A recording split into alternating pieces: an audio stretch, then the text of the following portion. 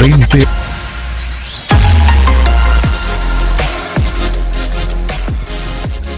Muy bien, gracias por estar con nosotros. Bienvenidos y buenos días en este viernes 12 de noviembre del 2021. Les saluda Moisés Urbina y esto es Frente a Frente en Telecorporación Salvadoreña. Estamos iniciando un nuevo día. Vamos a tener 3 conversaciones esta mañana en los próximos 90 minutos. En los primeros 30 ya se encuentra con nosotros aquí en el estudio Albert Cervera. Él es consultor estratégico internacional, fundador y CEO de Symbiotia, una organización que transforma espacios de trabajo y centros sanitarios para favorecer el bienestar de los usuarios. Tema muy válido cuando estamos precisamente todavía, sin poder decir, hemos salido ya de una pandemia. ¿Cómo estás, Albert? Bienvenido. Muy bien, muchas gracias. Un gusto estar con vosotros. Tú eres de España, ¿verdad? De España, sí. Ok, muy bien.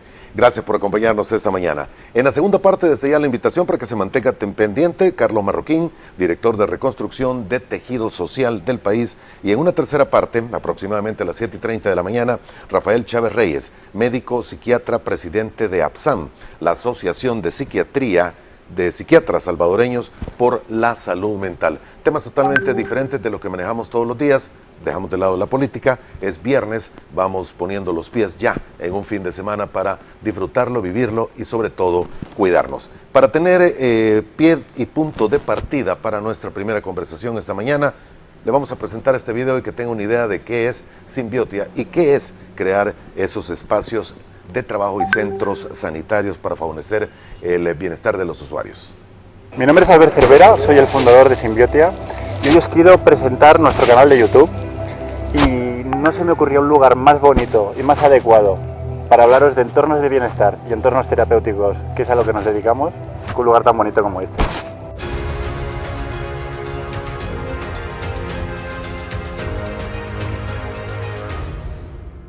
Muy bien, esto es parte de la plática que vamos a tener en estos primeros 30 minutos. Albert se encuentra con nosotros. ¿Cuánto tiempo con esto?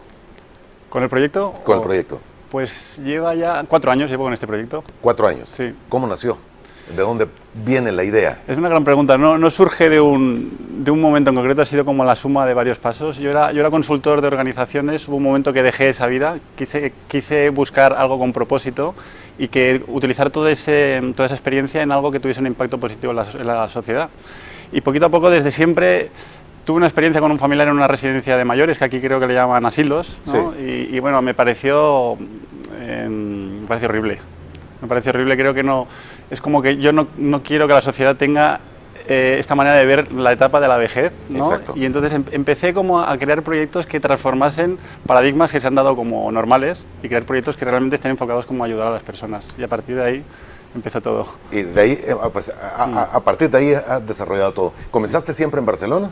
Empecé en Barcelona, sí. Ok. Sí. ¿Y te mantienes en Barcelona también desarrollando este producto, sí, en todo el mundo? Estoy basado allá, pero sí, digamos que es algo totalmente abierto a nivel internacional. Ok. ¿Qué es lo que recomiendas y de dónde partes como para poder decir esto es necesario cambiar? O sea, tú mencionas algo que es muy cierto.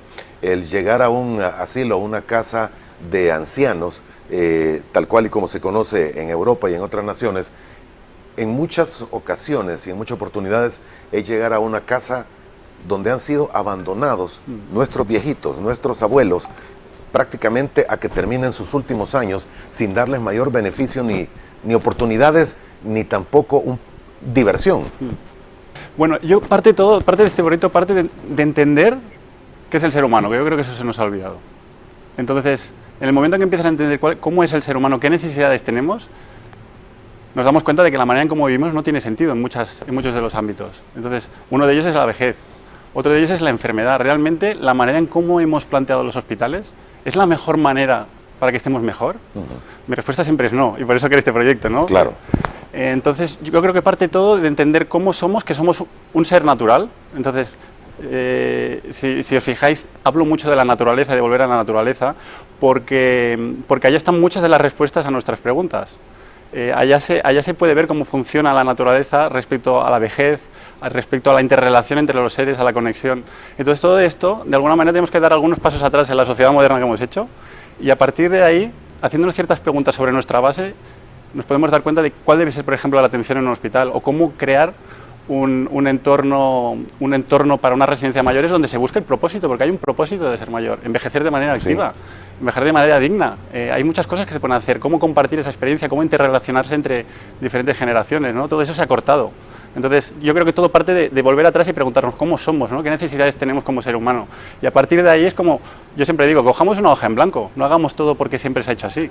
Entonces, a partir de ahí es donde yo creo que se puede dar la oportunidad de generar preguntas y crear alternativas a la vida, ya sea, yo siempre me ha gustado centrarme en personas que están en un estado de vulnerabilidad, ¿no? Como estos que mencionamos, pero aplica a todo, a todos los estratos de la vida, ¿no? Naturalmente tienes que tener muchas pláticas con los ancianos para ver qué es lo que ellos quieren, porque es muy diferente lo que tú puedas aspirar, lo que yo y lo que ellos. Correcto. De hecho, generalmente las organizaciones dan por supuesto lo que quieren las personas, ¿no? Entonces yo creo que las personas mayores quieren esto, ¿no? Y de golpe, con toda la buena voluntad, hacemos una serie de propuestas, montamos un proyecto alrededor de eso, pero si realmente les preguntas y les entiendes, a lo mejor no les importa o no les hace bien. Entonces, exacto. Ahora, ¿qué te dicen? ¿Qué te dicen ellos? ¿Qué esperan? ¿Qué quieren? Pues el principal problema, por ejemplo, en el caso de los mayores es la soledad. Quieren compañía, quieren sentirse reconocidos, quieren sentirse parte de la sociedad, no quieren estar en un lugar aislado donde se desconectan de la sociedad, ¿no? Entonces, al final, es que es muy sencillo todo. En los hospitales también pasa, quiero que me llamen por mi nombre, quiero que me atiendan, que me escuchen, que aunque esté muy nervioso, pues es normal, estoy nervioso porque estoy pasando una operación, ¿no? Entonces, a veces nos complicamos mucho la vida, las propuestas que hacemos con tecnología y demás, pero a veces hay que ir como a la base y decir, ¿cuál es nuestra necesidad básica, ¿no? ¿Tú creas espacios para casas de ancianos, para hospitales, para qué otras instituciones y qué otros lugares? Pues principalmente mi foco, y por la cual creé este proyecto que me preguntaba, es sobre todo hospitales y cualquier tipo de centro asistencial, salud mental, centros de desintoxicación, y residencias mayores, que es con lo que empecé, pero también esto aplica por ejemplo a organizaciones. Oficinas, ¿no? Oficinas, yo creo que la mayoría de oficinas nadie definiría que son lugares agradables. Sí. Y son lugares donde pasamos muchas horas, ¿no? Nos interrelacionamos y generamos mucho estrés. También son lugares donde trabajo, y por ejemplo ahora tengo un proyecto que estoy a punto de empezar, que es el de un tanatorio, ¿no? El de volver a pensar, ¿no? Un tanatorio es un lugar donde ocurren muchas emociones, ocurren mucha frustración, mucho dolor, y no se ha atendido eso, no se ha mirado desde el foco de la necesidad de las personas. Tú has estado aquí en los últimos días en el país. Sí. ¿Has estado compartiendo tus experiencias? ¿Has estado brindando asesoría en alguna casa de ancianos o en algún hospital? Sí, he estado ayudando al Hospital San Juan de Dios de Santa Ana, el hospital público, y bueno, les he estado ayudando a generar un plan de humanización. Entonces he estado con ellos haciendo un proceso de diagnóstico, donde me he estado reuniendo con todo el personal sanitario y con pacientes que estaban en el hospital para, ¿no? Lo que comentaba antes, ¿no? Sin yo venir desde fuera a decir nada, es más bien a escuchar, a realmente entender cuáles son sus necesidades, para luego ayudar al hospital a que se pueda realizar un plan de acción para mejorar esa experiencia de todas las personas, no solo pacientes, sino también acompañantes, que es un gran olvidado. De hecho, depende de qué tipo de sintomologías el acompañante sufre más que el paciente. Y luego el personal sanitario, que como todos sabemos, generalmente ya sufre mucho, pero ya después de la pandemia es un segmento de la población que hay que cuidarlo, porque si ellos no están bien, no pueden... No va a estar atendiendo bien a quienes necesitan atención, valga la redundancia en términos. Ahora, el Hospital San Juan de Dios de Santa Ana es un hospital público, y con las realidades que tiene nuestro país y las realidades que pueda tener, tú vives en Barcelona, me comentaba, ¿va? Sí. Las realidades que pueda tener Barcelona, los hospitales públicos como que no son los lugares más adecuados, fuera de que uno llegue enfermo a tratar de encontrar solución a los problemas médicos que tiene. Sí. ¿Cómo puedes dibujar, para que los amigos televidentes entiendan, una solución y una práctica como para decir qué es lo que esperaría un paciente al llegar a una de estas instituciones? ¿Cómo lo podría dibujar? ¿A qué se refiere concretamente? ¿Cómo le puedes describir a una persona Sí. qué es lo que un paciente quisiera encontrar en una de estas instituciones? Vale. Más de lo que ahora encuentra. Sí. Bueno, al final es volver a los inicios, como decíamos, al origen. Un paciente, cuando entra en un proceso de enfermedad, se te desajusta toda tu vida, ¿no? Claro. Tú estás con tu vida, con tus hábitos, en tu zona de confort en tu casa, y tienes que ir a un lugar desconocido donde te encuentras mal y estás perdido. O sea, tienes miedo, tienes incertidumbre y tienes miedo. Entonces, los principales factores, yo diría, uno es la información, porque la incertidumbre es lo que genera más estrés, y luego es el que te traten con cariño. Entonces, es que te atiendan, es sentir que tú entras en un entorno hospitalario y que te van a cuidar. Entonces, en el momento en que tú sientes que estás atendido y que te van a dar un soporte, hay una parte de ti donde se relaja y entras en un proceso de mejora para poder atender a esa enfermedad o o por lo que hayas tenido que asistir a este hospital. Pero esto requiere entonces más que crear espacios dibujados y con pinturas y con tapiz bonito que pudiese llevarte a pensar estoy en el campo, estoy en el bosque, a una actitud también de las personas que debe ser congruente con el plan que estás llevando. Al final, como todo en la vida, hay muchas variables, ¿no?, que afectan a lo mismo. El entorno físico realmente ayuda a tener, hay ciertas cosas que se pueden hacer para que tú tengas un impacto positivo, pero si falta la atención, todo lo otro se desactiva. Entonces, esta parte ¿no?, que comenta usted de recibir esa atención es una condición sine qua non sobre la cual puedes empezar a añadir digamos, variables adicionales que puedan sumar, pero todo parte desde que tú te sientas que te van a cuidar y que te van a atender y que te escuchan y que sobre todo que entienden lo que te ocurre y te lo explican. Sí, que te den una explicación bien clara. Bien, que la entiendas, porque explicaciones se dan, pero no siempre se entiende. Ahora, tú mencionabas también el personal médico que atiende, es punto importante y para ellos hay que crear también condiciones y espacios, porque fuera de que un paciente pudiese necesitar que te llamen por tu nombre, más que por un número que te pudiesen dar en un papelito para la atención, quienes están atendiendo están viendo todos los días casos difíciles que probablemente muchos de ellos mueren en el camino de la atención. ¿Con ellos qué se hace? Lo mismo. Bueno, tienen otras necesidades, pero hay que cuidarlos. Es decir, precisamente por estas razones que comenta, es muy fácil que el personal sanitario se desconecte de las emociones, simplemente por ese hecho de ver tantas cosas, y no solo eso, sino la cantidad de trabajo que tienen, la cantidad de impactos emocionales, de carga de personas, es muy fácil que desconecten y entren en un proceso de lo que llaman ahora los americanos de burnout, ¿no?, que es de estar quemado, que hemos dicho toda la vida, ¿no? Sí. Entonces hay que cuidarlos, y entonces hay que darles soporte psicológico, hay que generarles espacios donde puedan expresar, donde puedan, bueno, protegerse, porque también muchas veces son agredidos por los pacientes. Por los ¿no? pacientes. Sí, entonces hay que cuidarlos, pero con algodoncitos, que digo yo, ¿no? Sí, y mira, estamos en medio de una pandemia con millones de contagios y bueno, más de, si no mal recuerdo, son más de 5 millones de personas en el mundo que han muerto por esta enfermedad.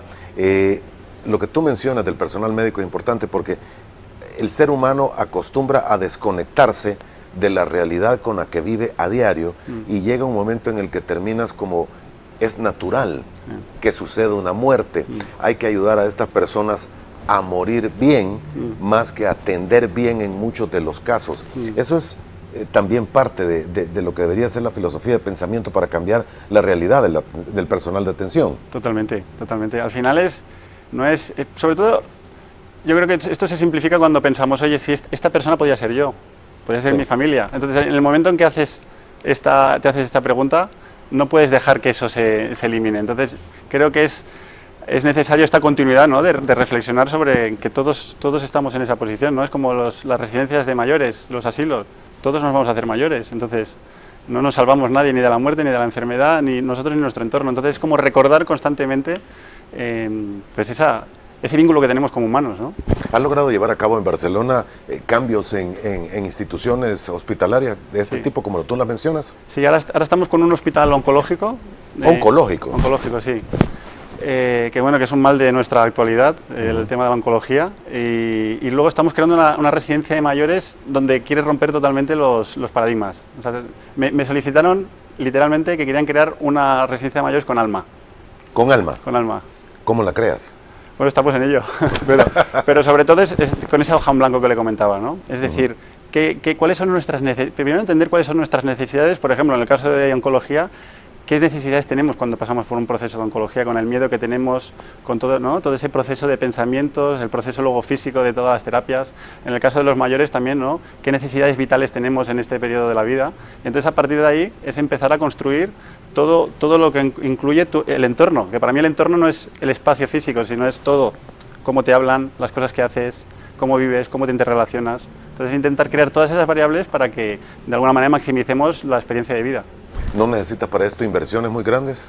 Sí y no. Es decir, esto es como todo. Si a mí me das el doble de inversión, puedo hacer más cosas. Pero siempre mi máxima ha sido, intentemos hacer cosas con el mínimo coste posible y el máximo impacto. Porque a veces nos complicamos simplemente en pensar cosas grandilocuentes y muy extravagantes y caras. Y hay veces que... Y le pongo un ejemplo, si me permite.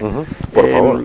A mí me gusta mucho investigar, ¿no? Estudios que se han hecho a nivel científico que demuestran mejoras en el ser humano. Y muchos de ellos, desgraciadamente, están en un cajón de investigadores y nadie los implementa. Pero es que había uno que demostraba, una biopsicóloga de Boston, que se preguntaba por qué las personas con Alzheimer no comían. Entonces, la gente decía, no, es que por Alzheimer pierden el apetito. Y ella no se lo acaba de creer. Y se dio cuenta que poniendo un plato rojo en lugar de un plato blanco, las personas incrementaron la ingesta de comida en un 25%. Porque se dio cuenta que tenía un problema focal. Y al ver el contraste con la comida empezaron a comer. Entonces, ¿cuánto cuesta poner un plato rojo? Y era rojo porque lo puso rojo, podría ser negro, Sí, la cuestión era el contraste de la comida para que la vieran. Entonces hay muchas cosas, o atender mejor a una persona, ¿cuánto cuesta eso? No cuesta, a veces quizás es poner un poco más de personal, o es formarlo más, ¿no? Pero no tiene por qué ser caro, no todo va de las instalaciones y las infraestructuras, que obviamente también, no lo voy a negar, pero que no tiene por qué ser caro. El rendimiento de las personas naturalmente mejora en la medida en la que tienes un espacio adecuado, bonito, cómodo, moderno en todo caso, dependiendo de la profesión en la que estés. Y esto tiene que ver también incluso con anécdotas que se mencionan a diario de muy diferente trabajar en un espacio cerrado que puede ser grande, pero no tienes ni una ventana, a tener una ventana donde puedas ver el sol que está levantándose o ocultándose en el día. Totalmente. Espacios como esos y cambios como esos definitivamente deberían de darse. Totalmente. Aparte que hay un sustento científico de todo esto. Sí, hay sustento científico, exactamente. Ahora, esta anécdota que tú mencionas resulta interesante, pero tienes que llegar un poco más allá de lo que tú mencionas. No es solamente espacio. Cambiar un plato blanco por uno rojo para que el contraste pueda dar, tengo comida, porque eran, me imagino, ancianitos que no veían. Sí. Y anécdotas como esta de ver más, y se repiten. Muchísimas. En cosas sencillas. En cosas sencillas. Entonces, al final ¿no? Cuanta más información tengas de esto, es intentar tocar el máximo de variables. Y cuantas más variables tocas, el impacto es mayor. Ok. ¿Se puede conocer qué recomendaste en el Hospital San Juan de Dios? No he recomendado nada. Ajá, ok. Para mí es una máxima. Nada de hablar hasta que no... Hasta que no tienes yo todo cierro mi boca y abro mis orejas hasta que no... Ok, no, pero hay generalidades que se pueden hablar. Hay generalidades y que no son para nada... No son de ese hospital nada más. Ni de ese hospital, que... ni del Salvador, ni de Euro... O sea, es algo global. Tiene que ver con la comunicación. Los pacientes no entienden o no saben exactamente lo que tienen para tranquilizarse. A veces explicárselo de manera más afectiva y efectiva. Eso está en todo. Afectiva y efectiva, sí. Ok, sí. O sea, que te lo digan con cariño y que te atiendan y que además que lo entiendas, ¿no? Porque muchas veces se utiliza mucho término científico, médico, y el paciente no lo entiende. Entonces, hay veces que es mejor, explíquemelo bien, que yo lo entienda, y a partir de aquí yo me tranquilizo. La comunicación es básica. Eso, y aquí también en El Salvador ocurre lo mismo. ¿Qué más cosas? Esta es una de ellas, a nivel personal sanitario.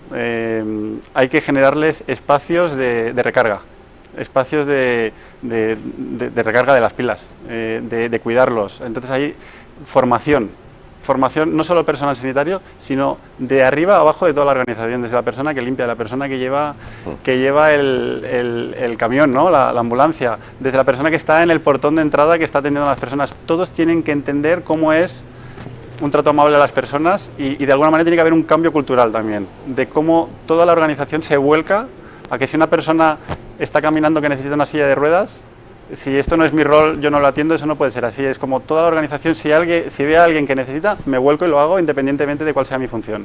Entonces ese cambio cultural también es una de las cosas que ya me avanzo que sí que lo voy a recomendar y que es necesario en todas y cada una de las organizaciones mundiales. Exacto. Mira, hay amigos que piden preguntas muy específicas. Tú no estuviste naturalmente en estos días en el hospital. Mencionabas únicamente que has estado en el Hospital San Juan de Dios allá en Santa Ana, ¿verdad? No tuviste oportunidad de visitar ningún otro hospital del sistema. Pero mencionan los amigos, la voy a interpretar para no llegar al punto que él menciona. Moisés, ¿podría preguntarle a su invitado qué opinión tiene acerca de la manera en que se está tratando a pacientes en el Hospital El Salvador? Me imagino que no lo conociste, no puedes hablar de él, pero ¿cuál podría ser el tratamiento que se le da a los pacientes en un hospital en una pandemia como esta? A ver, por lo que he podido... Y por lo que ves también en tu país, lo que se ve allá, ¿qué es lo que podría estarse haciendo mal y cambiarlo para bien y tener un poco más de trato con las personas? Yo hablaría para mí la parte más importante es que todo el sistema está estresado. Entonces, cuando todo el sistema está estresado, desde el personal sanitario... Que de hecho todo el mundo está estresado. Todo el mundo está estresado, sí. Entonces, esta tensión, ¿no? Este estrés se extrapola todo. Se extrapola a veces incluso a la manera de hablar a las personas o de no dedicar el tiempo suficiente. Para mí esta es la parte que y es general, a nivel internacional, de cómo nos tenemos que organizar como hospital para poder dedicar esos tiempos de calidad. Porque a veces le podemos dedicar ciertos tiempos, pero mucho de ellos a lo mejor es en burocracia. Entonces es como, si tengo 10 minutos para atenderte, ¿cómo puedo hacer para eliminar el máximo de cosas que es burocracia para poder mirarte a los ojos, preguntarte por tu nombre y saber qué es lo que necesitas y yo poderte explicar cuál es mi diagnóstico, ¿no? Entonces, para mí eso sería como un área de mejora sobre el que hay que caminar a nivel internacional, además. Sí, y no creo que se pueda tomar acciones muy concretas en algunas naciones. Hemos visto en los momentos más tensos de la pandemia el hecho de los fallecidos, cómo son entregados, bueno, ni son entregados prácticamente, sino que es un ataúd o una bolsa sellada en donde las personas con COVID que han fallecido son entregadas a sus familiares. Ese golpe que han recibido psicológico estas familias, yo creo que jamás en la vida se lo van a poder quitar. Sin duda.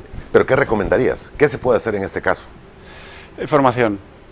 Al final es formación y concienciación. Al personal sanitario, formación, porque al final esto ha sido algo que nos ha pillado de imprevisto a todo el mundo.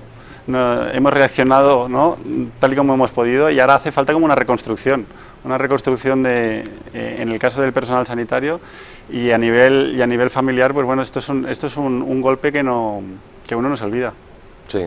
Ya nos hablaste de casas de ancianos, ya nos hablaste de hospitales. ¿Qué puedes decirnos en líneas generales de los lugares de trabajo? Los lugares de trabajo, bueno, es que aquí también se ha revolucionado ahora, ¿no? Con todo este tema de la pandemia. Hoy estás trabajando muchas veces más en la casa que en el trabajo como tal. Bueno, y además hay un reto muy grande para las empresas. Muchas personas no quieren volver a las oficinas. Entonces, y no quieren, y gente que está dejando sus trabajos. Entonces, los entornos de trabajo siempre han sido también un poco en la línea también como de los hospitales. Han sido entornos totalmente industrializados, luces blancas, todo totalmente con colores fríos y ¿no?, de manera como si fuésemos robots, ¿no? Entonces, las empresas cada vez más, si quieren tener a trabajadores que estén contentos, si quieren tener trabajadores productivos, tienen que empezar a darle una vuelta a los entornos de trabajo. Porque aparte, las personas cada vez son más exigentes con su lugar de trabajo. O estoy a gusto o me voy. Entonces, hay muchas cosas que se pueden hacer, hay muchos estudios que cambiando el entorno puedes mejorar tu productividad, puedes bajar tu nivel de estrés, que es uno de los principales problemas. Incluso cambiando tu entorno puedes llegar a generar, que esto es muy curioso, ya hay estudios científicos que lo demuestran, a generar entornos de más amabilidad y altruismo entre compañeros, que a mí me chocó mucho, ¿no? De decir cómo cambiando ciertas... Simplemente por el entorno. Entorno natural, además. O sea, aunque sean solo imágenes y demás, hay una reacción de nuestro cuerpo por un concepto que se llama la biofilia, que nuestro cuerpo de manera inconsciente reacciona positivamente ante estímulos naturales. Y tiene, bueno, a mí me parece apasionante que genere incluso un mayor efecto de bondad en las personas, que es muy necesario, ¿no?, cuando queremos crear equipos de trabajo. Bien, esto va a ser tendencia y yo creo que es una nueva línea de pensamiento de cómo puede irse desarrollando en el futuro inmediato, pero ¿están también preparadas las empresas para cambios como estos? Bueno, yo creo que toda la sociedad no está preparada para todos los cambios que se está dando como sociedad, ¿no? Pero al final es las empresas que se sepan adaptar y sepan, ¿no?, ser rápidos en este cambio de coyuntura mundial que hay en todos los estratos, pues son los que avanzarán.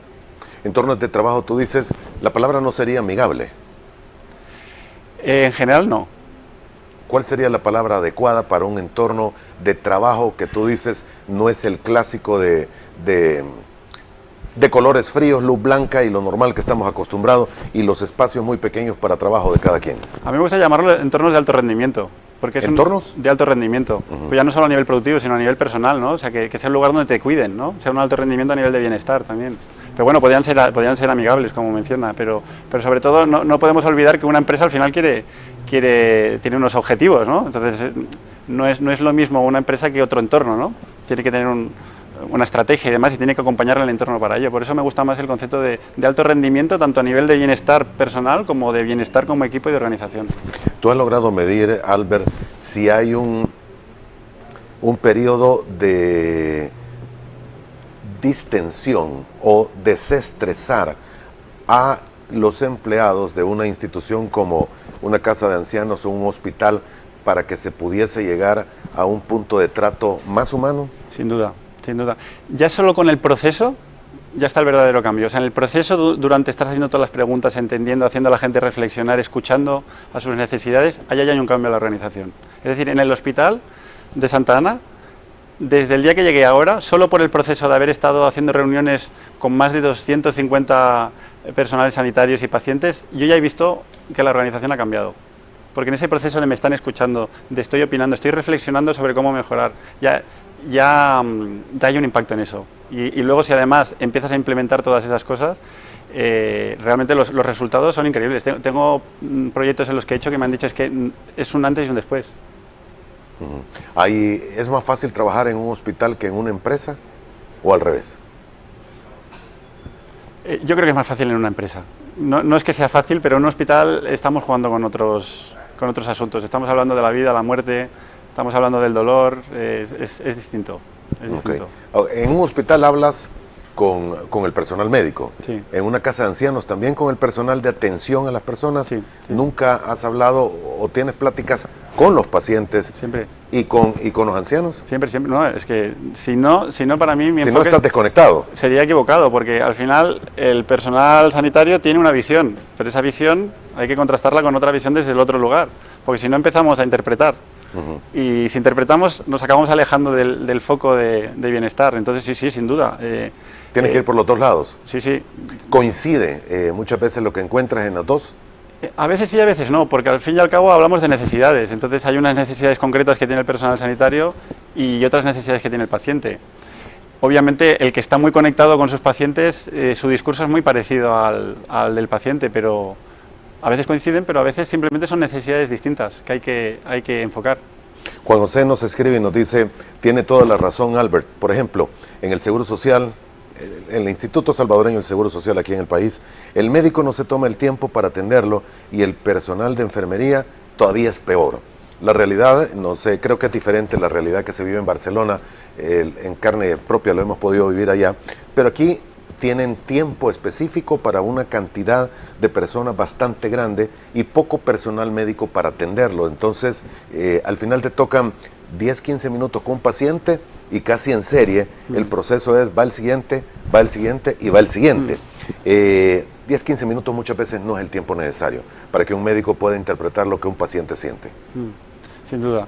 Pero no solo el tiempo. Y de hecho esto ocurre en España, ocurre en Europa y ocurre en todos los lugares. Esta es una queja que me suelen compartir y me comentan, estoy delante del médico y el médico está así. Y han pasado mis 5 minutos y ni me ha mirado a los ojos. ¿Y cómo vas a saber cómo estoy? ¿No? Quiero que me mire, que me diga. No te ha tomado ni siquiera la temperatura, ni ha visto tus signos vitales. Sí. Entonces, lo que pasa es que cambiar esos 15 minutos es cambiar toda una redistribución de recursos y demás. O sea, yo creo que aquí hay dos variables. Una es cómo utilizo esos 15 minutos y luego otra es cómo puedo incrementar esos 15 minutos. Yo muchas veces digo, bueno, si de momento no podemos incrementar esos 15 minutos, ¿cómo puedo optimizar estos 15 minutos?